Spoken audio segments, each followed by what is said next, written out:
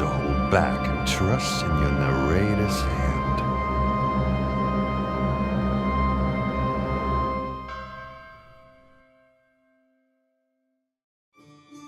This is the story of a little juggler's girl. Trapped in her life, she wanted to see the world. Alone. And, oops, not quite alone. Careful, Abby. Careful where you flee. The world has worse on offer than the skin of your knee.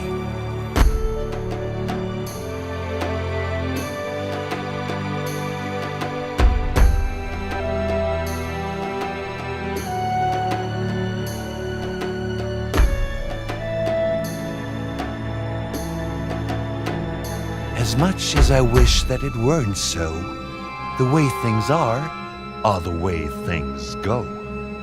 You dared to dream. You dared to find your voice. That you now hear yourself scream is your own damn choice. I'm all you've got in this forsaken land. So hold back and trust in your narrator's hand.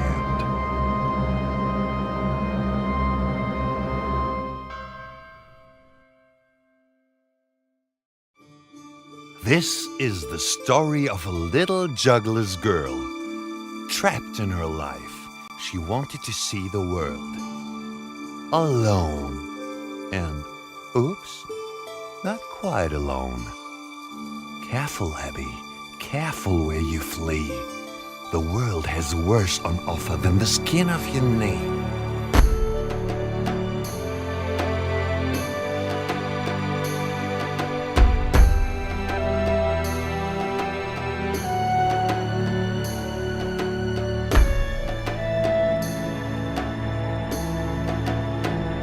As much as I wish that it weren't so, the way things are the way things go. You dared to dream. You dared to find your voice. That you now hear yourself scream is your own damn choice. I'm all you've got in this forsaken land. So hold back and trust in your narrator's hand.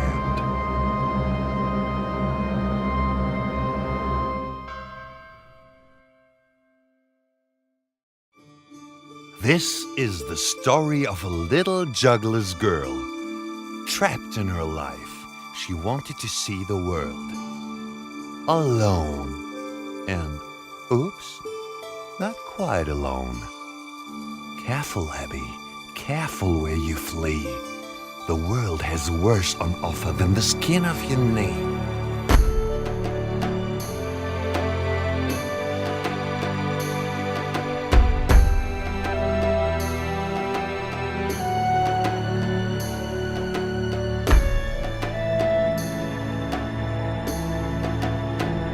As much as I wish that it weren't so, the way things are the way things go.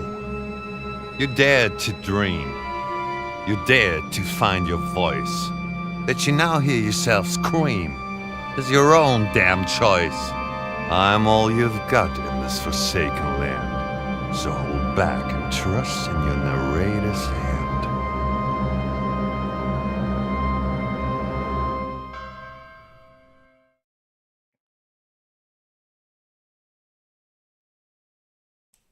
We are live, but Hello Rebecca everyone. is not visible. I'm not visible. Oh no. But why? Is hardware acceleration turned on in Now you're browser? visible. Now you're visible. Okay. Okay. Hello everyone. Hello. Hi everyone. We're back again, and this time I am visible as well. Good evening, good day, good night, wherever you are, whatever it is for you. Quick introductions first for everyone who hasn't been here for our past streams. My name is Rebecca. I work for Mixed Vision, the publisher for this lovely game, A Juggler's Tale, and I'm here with two of the developers. Hey, we are from Kaleidoscope. We are the developers of A Juggler's Tale. My name is Dominic. I'm producing, but also doing a lot of game development stuff. And my name is Steffen. I'm mainly responsible for the storytelling in A Juggler's Tale and also some artwork. And today we're going to show you a little bit in the engine stuff, how we are creating levels, how we're creating level art, but also small puzzles, basically giving you a behind-the-scene look how we created the world and the game A Juggler's Tale itself. Which is kind of a bit of a pun, right? Because A Juggler's Tale takes place in a puppet theater, so a behind-the-scenes look is... it's very punny. We are looking inside the theater, basically. Yeah. Just a quick summary of the game. A Juggler's Tale is about a puppet, Abby. She's a little juggler in a circus in this puppet theater play, and players control Abby. And because she's a puppet, she obviously hangs from strings, and these strings also play an important role in the game, both in the story as well in the puzzles. And if you want to try it out, I just say right away, we have two versions of the demo, well, two demos live right now on two different platforms. One is on Steam, so if you're watching the broadcast right now, you can just scroll down a little bit and download the demo and try out the game. And the second platform is Xbox, because we're part of the Summer Game Fest. You can try the demo out there as well. Yeah, and if you play the demo, we're always happy to hear feedback. We received a lot of feedback in the last days, and that was amazing to see. So just hit us up on Twitter, for example, or in the Steam discussions and tell us what you think about the demo, and then we can get in talk. So let's jump into the behind-the-scenes shenanigans. Exactly. Can you explain to us what we're seeing right now? What you see here is Unreal Engine's 4 engine screen, basically, and we are in the middle of our game. We choose this location just 10 minutes ago to create a new puzzle in here. And we've been developing A Juggler's Tale for the last 4 years, on and off. I think if you would combine the times, it was probably 3 years full development. And over those years, we developed quite a lot of systems that helped us develop the puzzles. Because when you develop a game, there are often mechanics that you want to reuse. Every puzzle should be unique, but simple stuff like pushing around a box or interacting with enemies, those are systems that you can set up and then reuse, and that makes your life a lot easier. And what you can see right here is like, because A Juggler's Tale is a platformer, the string puppet only walks in one axis, basically. So if I hit play here, and it will jump straight into this scene, you can see that I'm this little string puppet who's lurking around here, and she can only move to the left, to the right, and also up and down. And with that in mind, all our game world is pretty much a very long and flat world, which always have this great abscess here where nothing is, and then the beautiful world starts. But of course, the player will never see this great nothing. Except for you right now. Except for us. Exactly. But they would just look at the beautiful art. So we thought about creating a new kind of small puzzle in here, and in order to do so, I'm just going to place new objects in the scene. So for example, I can scroll this up here and look at our models in this folder view, and there are quite a few models that are in here that have been designed over the last years. For example, houses, which I can just drag in here, but this probably doesn't belong into a forest. But maybe there's a camp in the forest, and there is this kind of weird dock where someone has created a hut, and then I don't know. Steffen is a storyteller.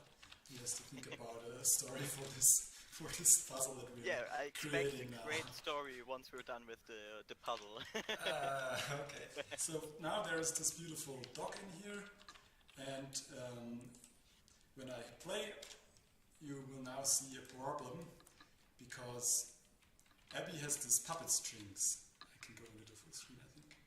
And now when I move here, she shouldn't be able to walk beneath this object, I think. Yeah, so we have a problem. There's a bug. we have a problem, exactly. Because the strings should have resistance. So what I can just integrate now is something we call a cable resistance, which is another object I can place in the scene. And so it basically says you can't go here. It basically says that, but it's not like a collision where you walk against, but it's more like the strings are being stretched and Eddie can move a little bit still in this direction. Which makes sense, because what you're trying to do is have it look like the scaffolding is pulling against the strings. So exactly.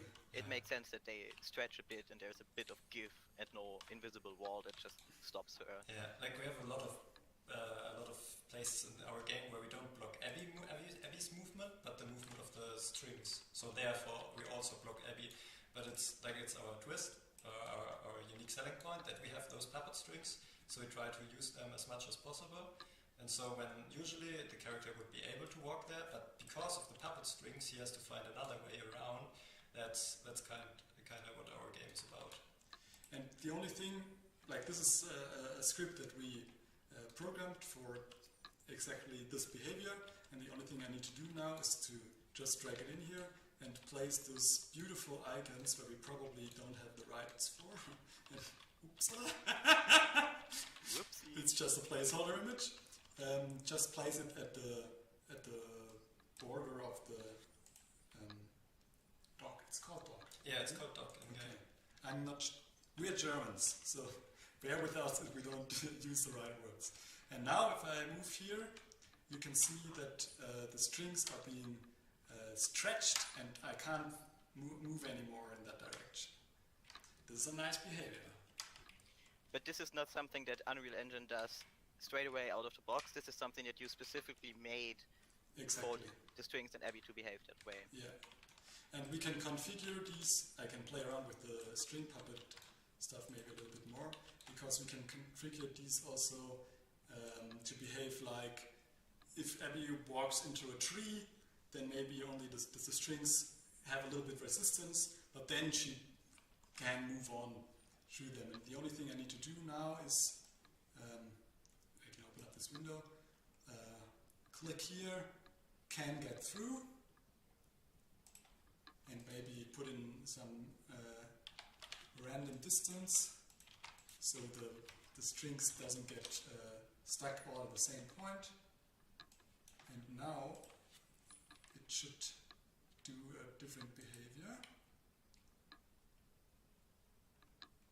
So now the strings, I don't know if it's probably hard to see because of the background. Maybe we can screen again. Maybe we can make the strings a little bit more bright. Let me just do that.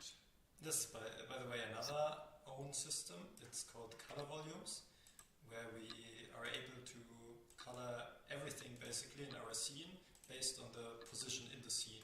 So we don't have like green trees, but we have just trees, and then we place the color volumes throughout our world, and we say here the trees are blue, here the trees are green, here the trees are red, and then we can also put something for the strings in, for example. Now you can see the strings resisting at random points in the scene, and I can move past them, and then they can get free again. So this enables us to So you get stuck temporarily. Exactly. And we are getting stuck in like a volume and not on a hard edge. So if we would put a tree there, it would look like she would be stopped by different small branches, but then she would manage to get through. But for now, we want to have that resistance, and maybe we want to get on top of there. So what I need to do first, in order to do so, is create a new collision object, because when you play something in the scene, it doesn't have collisions per default. You can As we enable saw them before you placed exactly. blocking.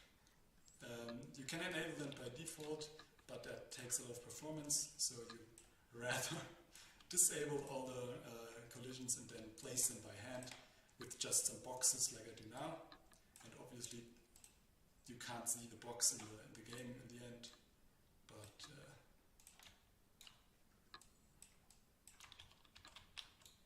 now there's a collision object, and I'm just going to hide it real quick so you can see it in the game. And now in order to get up there, I think maybe we need a ladder or something like that. So let me first implement the logic behind the ladder, because that is very simple to do. I just need to drag in another box, or another collision object basically, and place that to perform like the ladder, like in the location of the ladder. So let's say this is our ladder, and now the only thing I need to do, because also this is something that we've implemented, is to choose another collision preset and change the collision preset to climb wall.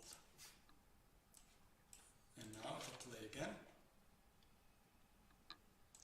hopefully it is able to climb on top of this. Yeah, now she can climb up this beautiful looking box. And She's now, an amazing climber. That Yeah. wall looked really hard to scale. and now she can climb up here. And still, if I move under there, oh, okay. Maybe the ladder needs to be a little bit more higher, so we can still have the nice string resistance. And of course we don't want it to look like this ugly box, so I'm just going to hide the box, and in our wonderful asset database I'm searching for ladder. Maybe there is a ladder in here. Oh yeah. So the reason that implementing the ladder here is easy is because you did a lot of work beforehand and prepared Exactly, all these yeah, for scripts sure. and tools. So basically you're building like tools first because you know, okay, our game is going to have quite a few letters maybe, or we might want to add letters to puzzles. So you say, okay, well, let's build a tool for all the letters, and then we can just easily put them Place them in everywhere. the scene, exactly. And this is something that happens iteratively. So maybe you don't have a system from the beginning on. For example, with the puppet string resistance, that was something that we implemented on a few locations in the game, and then we noticed, oh, we need this a lot more. So let's just implement a universal system, because that's going to save us a lot of time in the future.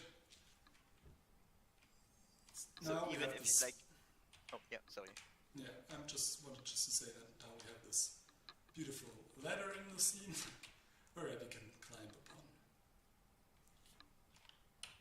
Awesome. Puzzle finished. Puzzle finished. Puzzle finish. Complex The reason puzzle. that so far this has been quite easy and looks like, okay, well, you just click some things, you just drag box there and done, is because there's been 3 years of development beforehand. So a lot of these tools were custom made by you just Yeah. to use it here. Now it's quick to build those puzzles. Yeah.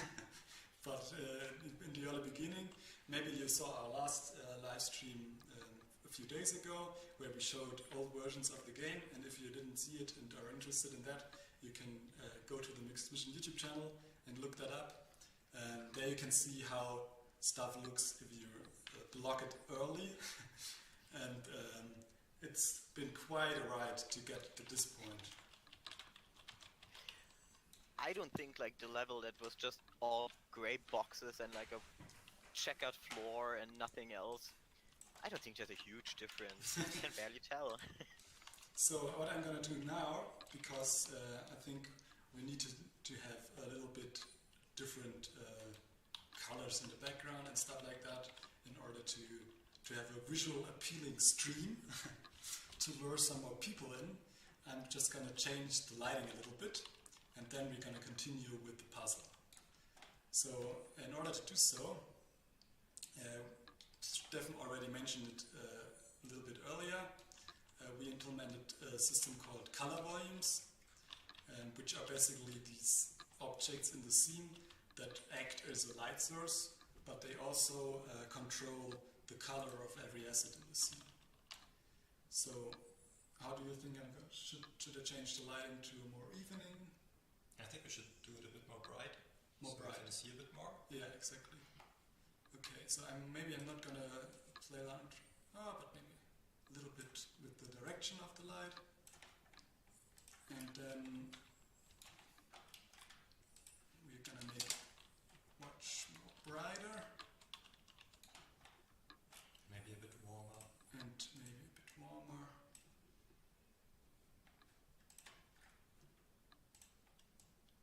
Ooh, this is So this also looks like it's super easy and super fast, but this is also a system that you custom built for a Juggler's Tale that probably went through quite a lot of iterations, right? yeah. So the visuals are very important for our game. We also get a lot of positive feedback on the visuals, and I mean, let's be honest, in the end, visuals are one of the main things that people are interested in. So we spend a lot of time in developing not only our look, but also tools on how we can achieve it. So what our game has a lot of is these forks. I think Dominic also has to. Yeah, he's touching them now. So our lighting and the atmosphere is always colored by not only the light, but also by these forks that also sometimes emit some light if we want them to. Ooh, that looks amazing with like the red fork in the background. Looks a bit spooky. Yeah, it's spooky. I don't know where this is going. So we can't change the light without like having to change the fog and everything. So it's always we have to change both, and then if you change one of those, the other one behaves in a way that you didn't expect, but that's also maybe sometimes nice.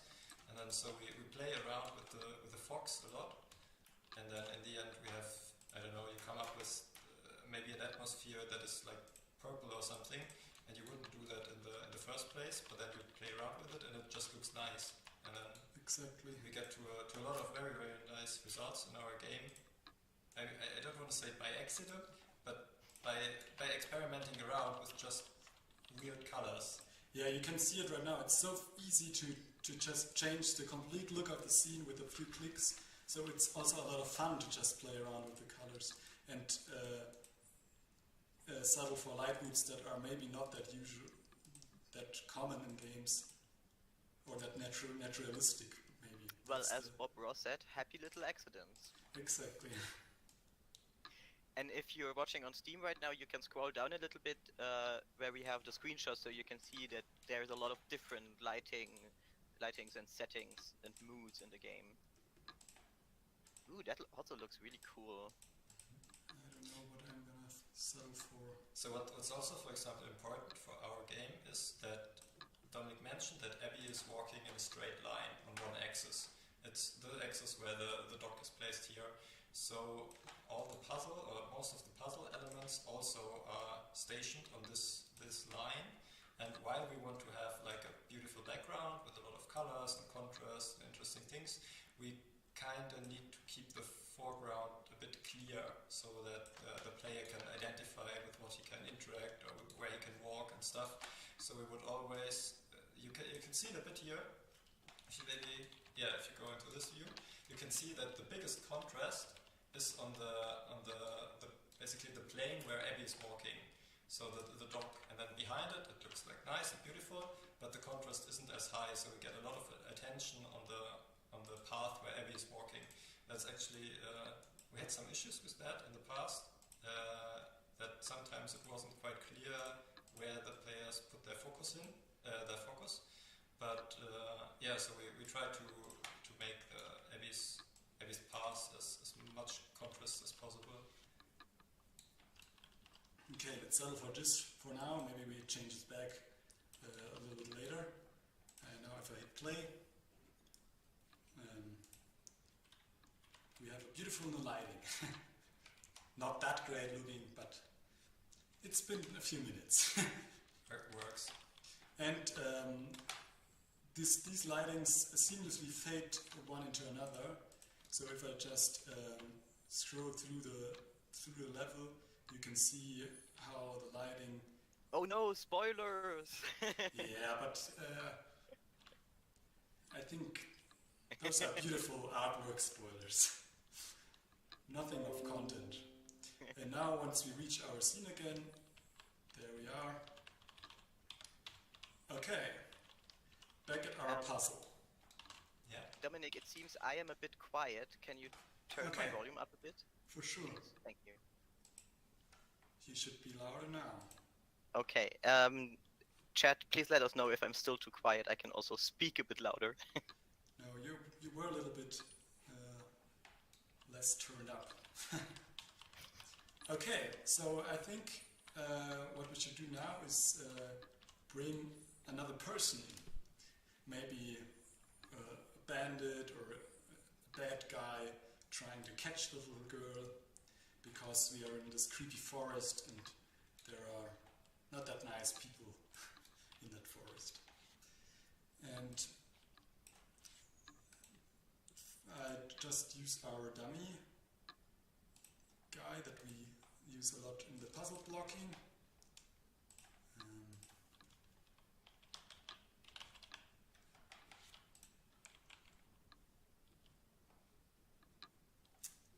Where is he? Here he is. So this is the one, The average bad guy. the average bad guy. T-posing to assert dominance. T-posing, and I'm just gonna choose if he's gonna have a torch or not.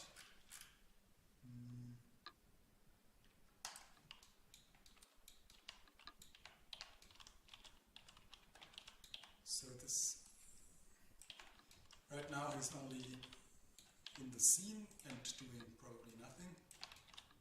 And if I play, he's just So chilling basically, there. he's just a puppet, huh? Standing around. No, he's gone. Why is he gone? It's in the wrong level. Ah, he's not loaded.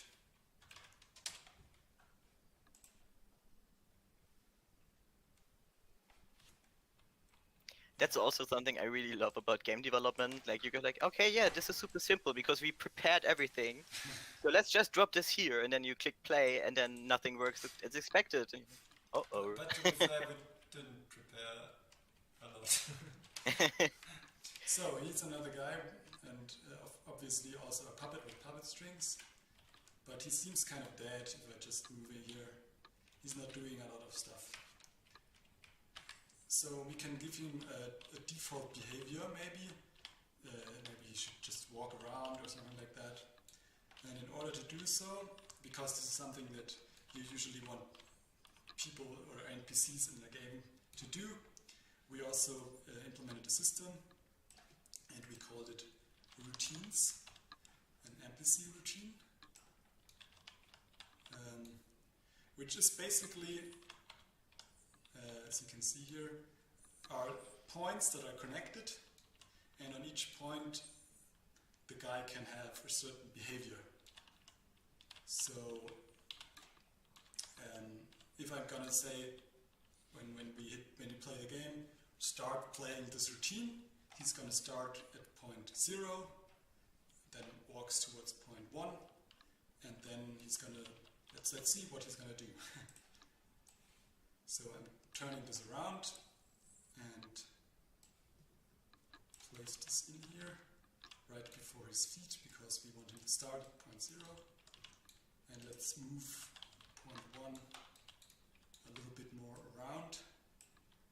And maybe add another point in here.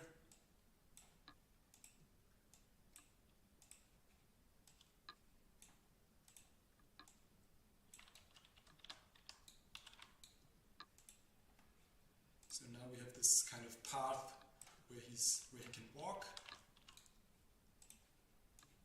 But if you told him to walk straight through a tree, because if you haven't placed collision on the tree is just basically Not there. an basically. illusion, he Yeah. will walk through, right? Yeah, he will walk through.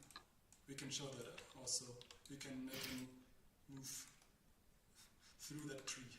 Just for the demo Ooh, purpose. spooky ghost bandit walking through trees. What if it's a ghost tree? Maybe it's a ghost tree. I don't know what's worse, really. And now, in order to let him play this routine, I need an interaction object. That's how we call it. Which is also again an object I can place in the level, and is being recognized by this beautiful 2D artwork of falling bricks, because it's an interaction. And in this interaction, I don't know, I'm gonna make this big again. I now have iterations. There is a spelling error in there. Nice. 4 years into the game and still spelling errors. That's a proof that it's self-made. Yeah, exactly. And I can just create a new interaction, and for example now say, so this is being called once the player moves into that box. We want to call on that guy, so I'm going to pick him, outcast, that he should play a routine. And which routine should he play? This one that we just placed in the level.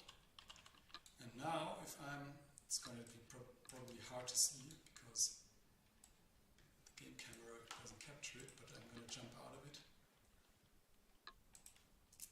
If I start, we're going to see it.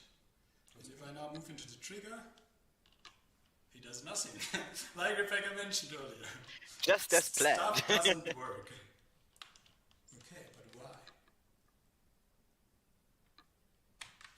That's honestly quite interesting.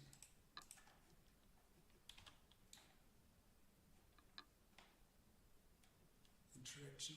Oh, I choose the wrong object. It is an interaction object and not an interaction trigger. So an interaction object, when you place that into the scene, is something where the player needs to press the interaction key and not just move into the object. So probably, if I now move in here and press the interaction key, now he's gonna walk his walk. So it's a remote controlled bandit now. It's a remote control bandit, right. But we don't want to have that, we want to have it in the trigger, so I'm just gonna... Now you can see from the different coloring, that's an interaction trigger, and I'm just gonna create the same behavior on the trigger object, not on the interaction object.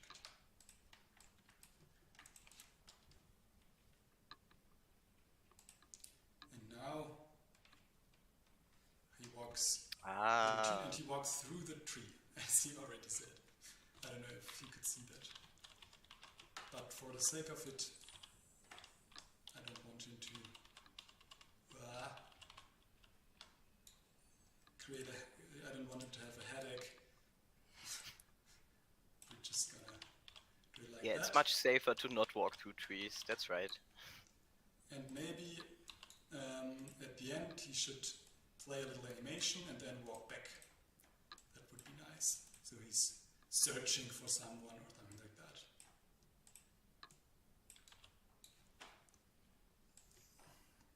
So you can now see on this object I have now selected, this routine, there are 3 points, which are the 3 waypoints that we just added to the scene.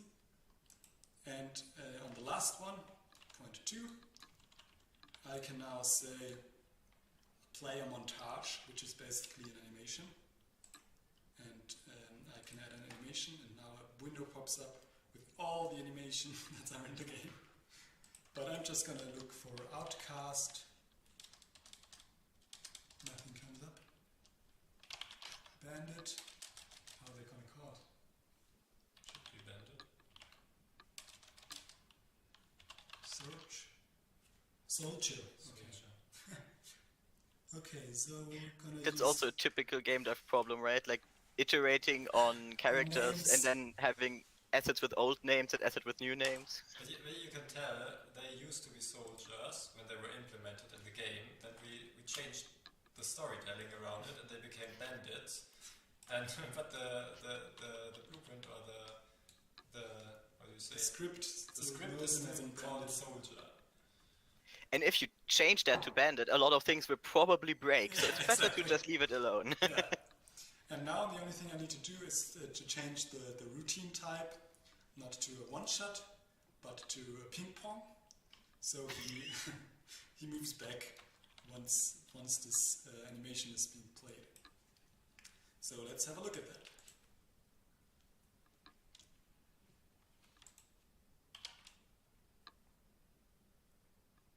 Whoa. Okay, this is wrong. I pressed the wrong key.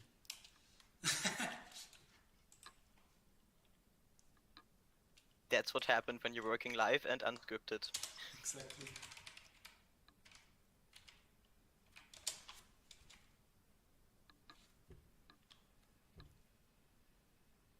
Please come back. There we are. There we are. We need to compare some shaders. Oh my god. Hopefully it didn't crash. Unreal Engine, no! No, it should work. But now shaders needs to be recompiled. So every Unreal Engine dev knows this. It's a beautiful texture around the borders. Means that there needs to be stuff done in the engine. But I can still play, probably. So, our bandit Is perfectly positioned behind a tree. looks around and then he moves back. And then he plays the same routine again and is looking around. Maybe we should just wait for the shaders to finish compiling. Yeah, the game looks a bit weird when the shaders are not Yeah. compiled, so if you were wondering what just happened, it's because we're in the engine, and as you can see in the lower right corner, there's a lot of work going on. Over 700 shaders still compiling. But we can use that time to welcome all the new watchers. Welcome to our stream. We're showing a little bit how we create puzzles in a Juggler's Tale. And you can download the demo of the game right now and play the first chapter of the game and play all those puzzles that have been developed using exactly these tools that we show right now. And yeah, it's nice. Really, I can play demos. Where can I find those? Yeah, you can. Great question, Rebecca. Thank you. You can find them on Xbox and on Steam currently. So But if you're they are watching on limited Steam- time, so Exactly. Just scroll down and play the demo for yourself. And the shaders are almost compiled. This was the short ad break that you have. we'll be right back after the shaders compile. Exactly. Okay, what is something that we want him to do next? Or maybe you're interacting with Abby. Rebecca, do you have an idea? Well, I would guess that if the bandit is a bad guy and he's looking for something, that it's probably not good if he spots Abby. That's a great idea. Okay, So- so maybe we will implement something that once you drop off this platform, he is gonna catch you. So in order to do so, we use the systems that we already showed you, which is another interaction trigger that I can place in the scene. And I'm going to place it maybe like this. So from the beginning from the moment where Abby falls down, we want the dude to behave differently than before. And in order to catch us, he's gonna walk upside from this routine where he used to be walking. So we need to show the game the area where he can move, which is called a navigation mesh. And Because just because there's floor for us or a tree for exactly, us doesn't it mean doesn't it's mean there for the computer. exactly. And I'm using the word exactly way too often. Exactly. Yeah, I can just place exactly this this box in here, which tells the computer if I hit P. This is an area where the NPC can walk around in. Hide it again. And now the only thing I need to do, inside the interaction object, we again need to have a new interaction on the bad guy, which is called catch the player. and I guess it does what the name says, right? Hopefully it does. Hopefully. So another, oh, this is the wrong save point. Spoiler. Another great thing if you implement systems like this is when you're doing bug fixing for the game, you usually fix bugs that are everywhere in the game.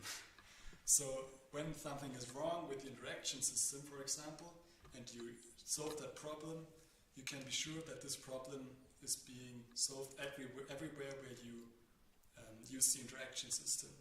So, oh shit, it's me. Sorry. Should not curse around, but I'm in the wrong game mode. Okay, the others need to bridge some time. I need to fix something real quick. What was that about? If you fix one problem, you fix it in the whole game. And also, if you break something, you break it in the whole game. So, it also yeah, applies in that direction. awesome system with a also very horrifying implications. I mean, also a reason why you want to have all those systems is that usually you want puzzles to kind of build upon each other. So, for example, you have a first puzzle, which is like something like jumping, and then you have a next puzzle, which is something like pushing a crate around, and then in the next puzzle you would want to combine those two. Like you want to push a crate somewhere, and then you want to jump off the crate or whatever. And so it's very you need those systems that you can easily place because you wouldn't else manage to handle all those stuff if you had to build everything for every puzzle like new. So it's a necessity. Okay, we are back. And it makes sense, because why would you do the work twice if you can only do it once? And why would you do the work 50 times if you can do it once and then use the system? Exactly. So where have we been So left? let's see. The guy should now catch us if we jump down here. And of course he doesn't. He's not in the mood to help. Would have been too nice. Yeah, this is a good behind the scenes view, because oftentimes this is what game development is. Like implementing something, building a new puzzle, adding a new character or enemy, and then you're quite sure you did everything right, and the game just says, no, you did not.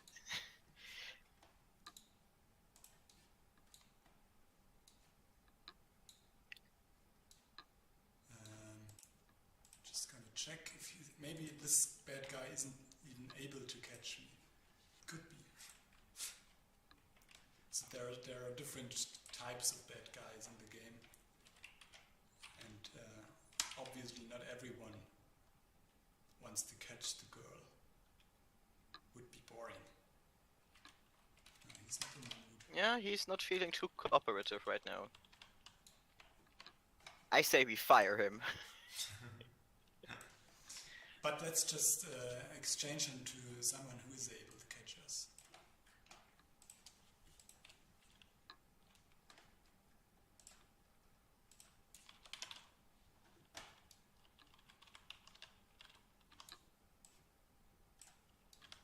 Oh yeah, he looks dangerous.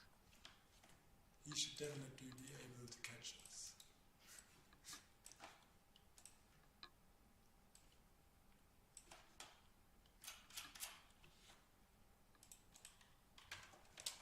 He will also have a much easier time catching us because he is both hands free, so Whoa. it just makes sense. So I need So to... basically, you just removed our old bandit, and now you have to tell all the systems that you put in place. Exactly. Okay, well, there's a new actor here, there's a new bandit, so please, everything that we did before now applies to this guy. To this guy.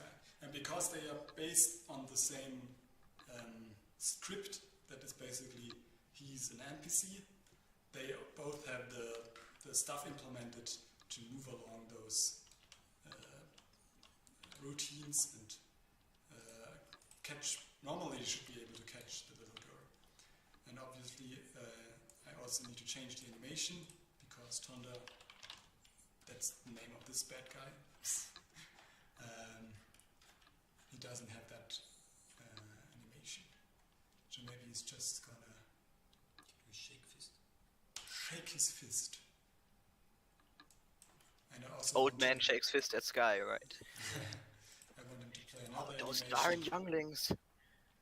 Jumping onto ladders and walking across docks. Look around. He does have it. Okay, so Let's try that again. Fingers crossed.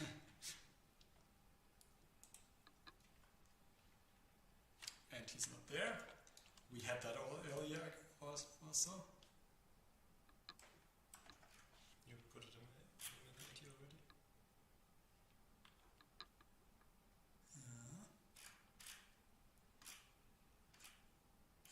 Why is this bad guy not showing up? Well, it is the weekend, so maybe he's off for the weekend. Exactly. And it's you can't imagine how sweaty it gets in here because we are in Germany and it's summer and it's getting quite hot. I guess a lot of people in the Mediterranean area are now laughing at us, like, "Oh, you think the Yeah. current temperature is hot? It's not even 30 degrees." Honestly, I don't know why he should disappear. Let's have a look again. Yeah, he's not feeling it tonight. Well, he is Oh. there, but he's a little bit off. Like a kilometer. Oh, we have someone in the chat. Tensos said, "I just played the demo 2 times and I love it. That's great to hear. Thank you so Thank much you for so playing." much. Yeah. And the puzzles worked better than this one we're constructing here, right? Should be.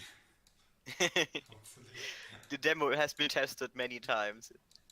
But if you find a bug or you have some questions or feedback, that's why we're here. What we're here for. You can either tell us right now, or you can write in our Steam forum.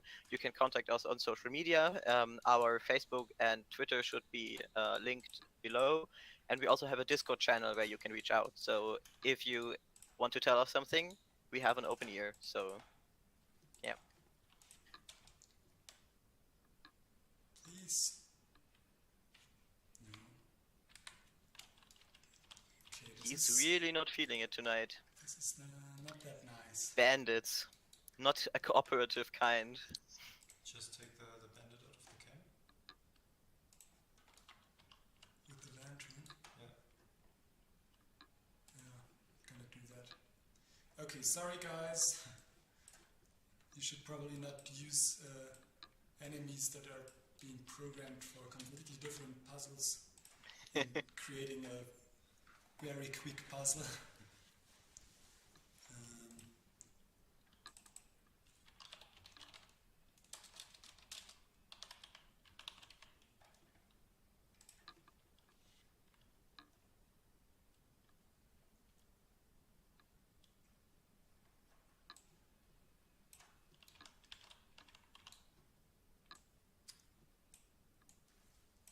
So, That looks different.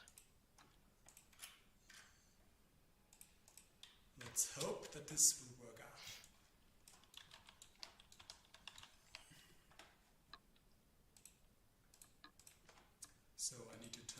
course, that he plays different animations again. Had this already.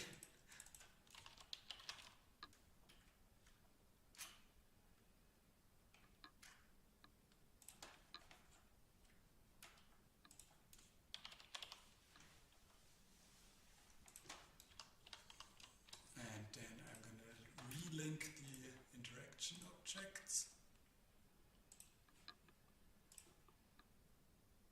Okay, third time's the charm.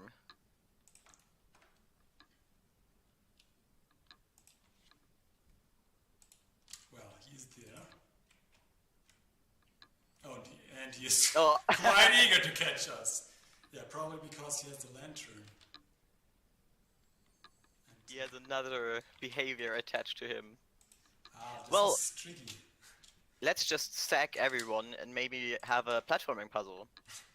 Maybe there is no ladder and we have to push something there to be able to reach the top part. Oh, he's sitting down. Nice. That's just the wrong animation.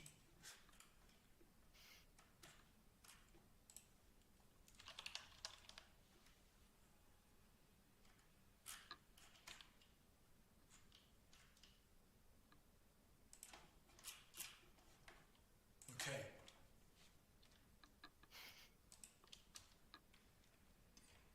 Bear with us. Well, now he's there. With a very bright lantern. That's really not necessary in this nice, maybe early morning forest. Doing his stuff. And now... Ah, he catches us. it just works.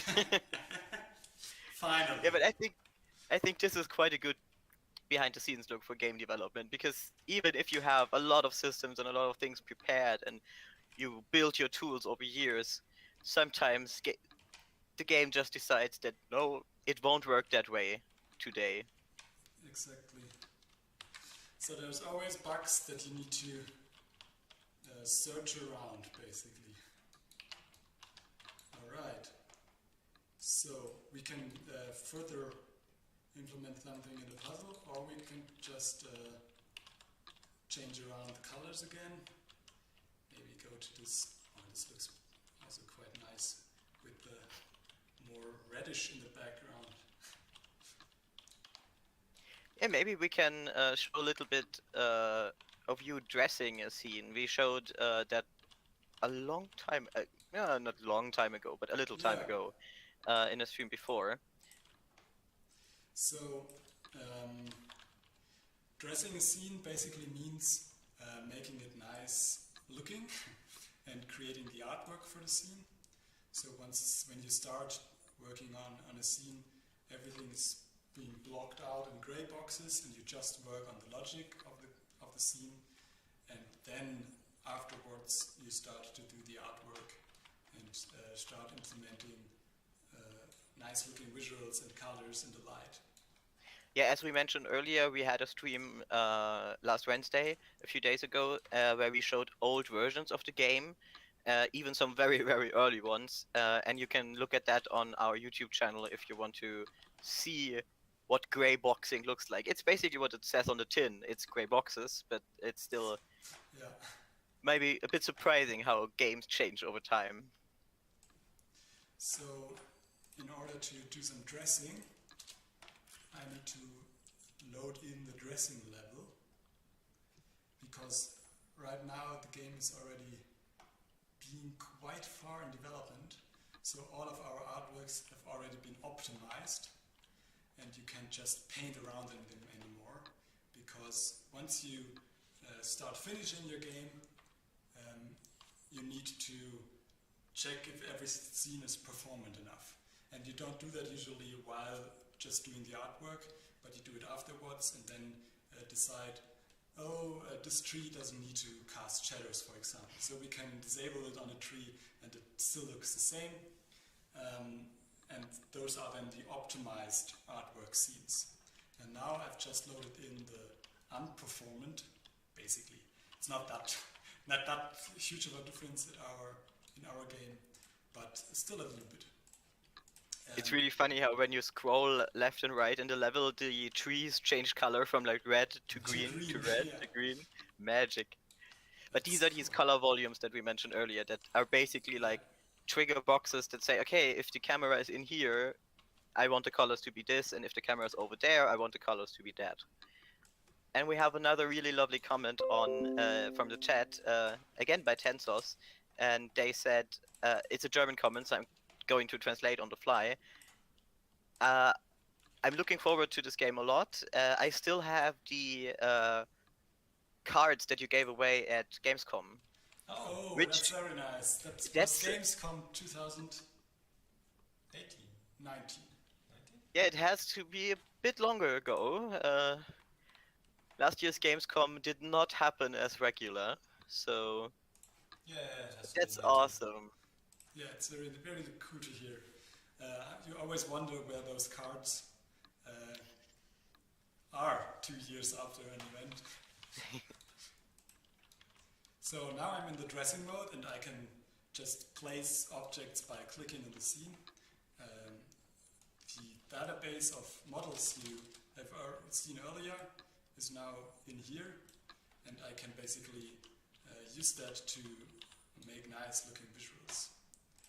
So it's almost like using a paintbrush in Photoshop, where you click Yeah, the brush, which in this case is a tree, appears. Yeah, maybe Dominic can also show it. You can really paint like a whole surface with something like, for example, grass or, I don't know, let's do something funny. maybe mushrooms, I don't know. Yeah, let's choose a mushroom. And then you can, like, it's really like painting, and then you paint like a whole field just of mushrooms. Just make the brush a little bit smaller so you can really see it. So the dome that you see is a brush. Oh, there we are. And you selected 3 different mushroom models, so there's a bit of variation because Exactly. the brush just says, okay, let's use mushroom A, mushroom B, And B, C. Yeah, and we can tell them if it's like rotated each time a bit, or if it's like scaled differently. So we have can have some different stuff there. And usually you would have like some stuff is just scattered. Like if you walk through a field, the weed or the grass or like the thing that makes the volume of the plants, that stuff you can just scatter like these mushrooms here. And then you would have some special or some hero assets, like you would have carefully place some trees, and then around these trees you would place some bushes or some stones or some fern, like you can see here in the background. That isn't scattered quite as much as the mushrooms in this example. And then you create like small beautiful islands, and all together, if you zoom out again, you have like a nice picture. And that's also why we really like the side-scroller genre, why we really like to work on the visuals for a Juggler's Tale. Oh, or you can build a village real quick. It's fountains. Oh, okay. I That's just all. saw the rooftops. Yeah, but it's so nice that we know where the camera is when the player is in each scene, because it's always the same. You look from the side. I mean, it's a bit different. It scrolls up and down a bit, but it's mainly coming from the same perspective. So we can plan every picture like a painting, especially every puzzle screen. We can art direct quite well. Like, okay, here we can have a light ray on this one, and the player literally can't miss it because every player sees the same light ray and the same, I don't know, perspective behind a tree or whatever. So we can. It's really nice that it enables you so much to Control the final look. Yeah. Yeah. Like it's It's really like painting an image, compositions. or like painting an image, and having the full control. So, for example, now we have some civilization. Oh, we have some ruins. And it also enables you to cheat a little bit sometimes, because if players can turn the camera, everything has to look good from every angle, Yes. and has to look even be there from every angle. While if it's just one way, you can some things sometimes can be just a plane, just basically an image. Yeah, like Dominic showed before, if he turns the camera around just like some degrees, it's like chaos, and so you really need to look from the camera that is supposed to be. It's almost like a real theater stage. It looks good from the front, but once you like turn around a certain amount, everything falls apart. Yeah. I mean, yeah, that's also part of why we chose the setting. I mean, also for different reasons, because we like the story aspects and stuff, but also because it makes so much sense. Now the wrong level is loaded. It makes sense that in the theater the audience is sitting like and watching from one side. It's the same as when you play a side-scroller game. So yeah, here in the beginning. So in the beginning and in the end of each chapter, we have this puppet stage that contains how would you say it? Stage objects. The stage objects, which are also objects we have in the real world, but they are like painted on cardboards. And then the forehang, the curtain opens, and then you stand on a stage and you stand between these cardboards. And then as a player, you decide to walk into the level. And then the theater stage environment like transforms into the real world or our real artwork, and that is something that made a lot of sense for us to combine, like the side view and the theater setting, and we get positive feedback. So I think we chose right. It's something you can also see in the demo that you can play on Steam and Xbox. Is exactly this behavior of the stage transforming into the level art.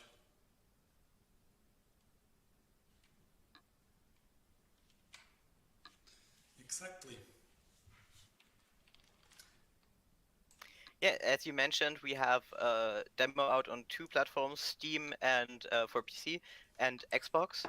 But these are timed demos, so if you're finding this stream sometime after the 19th of June, a long time after that, you might have missed it. But they are live for the Steam Next Festival and the Xbox Summer Game Festival. But you can also follow us on social media, and maybe sometimes in the future there will be other demo events where the demos will be available again. Yeah, and maybe sometime in the far future we might even be at physical events again, which is something and I don't know. I'm cards missing it. to people. Yeah, hand out cards. That's something that I feel is very nice working on games, especially as a publisher, because we have to market the game, right? So I'm like, you know what's great for marketing games? Lots of stickers. And we should order a bit extra so I can get some. Because I'm really, like, it feels really nice to be able to kind of also treat yourself a little bit. Yeah. But stickers are awesome, so. And if ever anyone from the viewers right now ever meets us at an event, there's a high chance of us giving out T-shirts because we still have 500 Juggler's Tale T-shirts back in those boxes here. We just received, I think, 1 month prior to the pandemic, where we prepared to go to GDC, and we wanted to hand out those T-shirts there, and then the event got cancelled, and we were like, oh, never mind, we're gonna hand them out at Gamescom, and then Gamescom got cancelled. Yeah, 2020 was a wild ride. And we were like, oh, it's not that important, we're gonna hand it out at Gamescom next year. And now Gamescom this year is also being cancelled. So we still have well, some it's not T-shirts. cancelled. Like, it's not digital. cancelled. Yeah, I mean the occasion where you can hand out T-shirts. That's cancelled. Yeah. But we can show you the T-shirt on on a Twitter post. Like, this is what you're missing. Yeah, we can make a giveaway where one person wins 500 T-shirts. I don't want to see the shipping bill for that. Probably less expensive than shipping out 500 T-shirts. That's right. Yeah, you make a good point. So if you really want to have want to win 500 T-shirts, I guess contact us on social media and maybe we will. If you get us to 1 million wish list, then we will do this giveaway. That sounds like a great plan, actually. So yeah, that sounds like a really good plan. I know. It's for me. What do you expect? We have another comment that says, "I really love this. It's the kind of narration and style I really like. Thank you so much. It's really amazing to hear positive feedback, and it's so amazing and humbling that people enjoy this little game. I also love it a lot, and I did not do anything like in the game itself, just like behind the scenes stuff. So, Organization is just as important Exactly. as pushing crates around in the but engine. I feel like I'm not praising myself if I'm saying the game is amazing because you did this. So, Okay. like, I'm not saying, oh my god, my work is so amazing. Like, the Steam tags are just on point. But they are. Ooh, showing some scenes from the demo. Yes. Yeah, this is actually a finished puzzle that you can play in the demo. Yeah, and talking about cheating, Rebecca. Floating houses. Floating No one will- trees. But this is something like Jeffen just mentioned. If you just look at the game from one perspective, you can easily do stuff like that, and this game still looks great, and nobody's gonna notice that. But you need to do, like, if you maybe can show the trees in the background are scaled like ridiculously big compared to the ones in front. Oh yeah, they're like double or triple the size of the one in the front. Yeah. But it works if you look from the front again, then it looks nice because you have the crown and like in the same area, and you can have a better look through and a bit more clearer view in the middle. And it's a shit ton of faking. Sorry, but it's very very much faking. But if the end result is looking nice, so why not? Yeah. That was something that we found out pretty early, that we don't give a lot about the realistic placement of trees and something like that, and we just gonna go for what looks great for us. But even in games with free camera control, there's a lot of faking going on behind the scenes. Yeah. There's also amazing threads on social media that you can. Oh, that doesn't look right. Well, Oh, that's but right. it is. It's just a shadow caster. Yeah, you can just like hang a tree, let it float in the air, because you need its shadow. Yeah. Try that with a real camera. And this is our main art that you can also see below if you're on Steam. Our key art. And people always said the demo is the same as last year. It's not. I'm gonna show you the huge difference. Besides a lot of bug fixing, and obviously we were working on the full game mainly, but, and we are very proud of that, Abby does juggle, because it's a juggler's tale. I'd be so scared to drop like one of the balls into the river and just be like, okay, well, I guess I'm not a juggler anymore. Would be a nice Easter egg if you just stay here for 3 minutes. Yeah, she just drops. She just misses one ball. And then like shrugs and throws the rest in as well. Maybe we should implement that. Ah yes, feature creep. Maybe we should do this. Maybe we should do that. this, yeah. I think this is probably a good place to stop. I think A so little as well. juggling. A little juggling. Thanks for everyone who tuned in. It was Yeah, fun, it's and all- thanks for the nice comments. It's always awesome to be able to have an online event and have the demo in the hands of people. It would be even more awesome to watch everyone play. But yeah, thank you for tuning in. Thank you for playing. And if you have, as we said earlier, if you have any feedback, we're always open to hear that on Steam, on our social media, on our Discord. We're always there. And yeah, hope you enjoy the demo and look forward to the final game. Awesome. Bye, everyone. Bye-bye. Have a nice weekend left. This is the story of a little juggler's girl. Trapped in her life, she wanted to see the world. alone, and oops, not quite alone. Careful, Abby, careful where you flee. The world has worse on offer than the skin of your knee.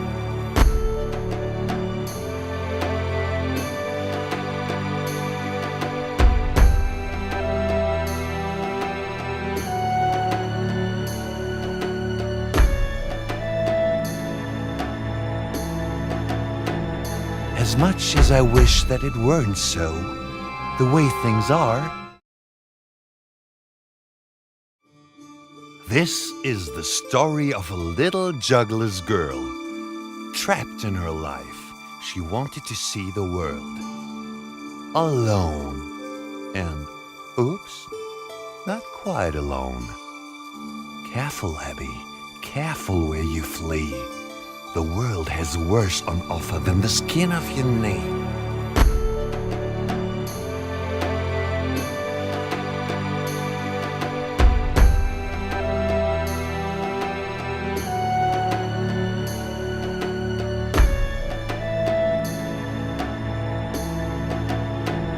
As much as I wish that it weren't so, the way things are the way things go. You dared to dream. You dared to find your voice. That you now hear yourself scream is your own damn choice. I'm all you've got in this forsaken land, so hold back and trust in your narrator's hand.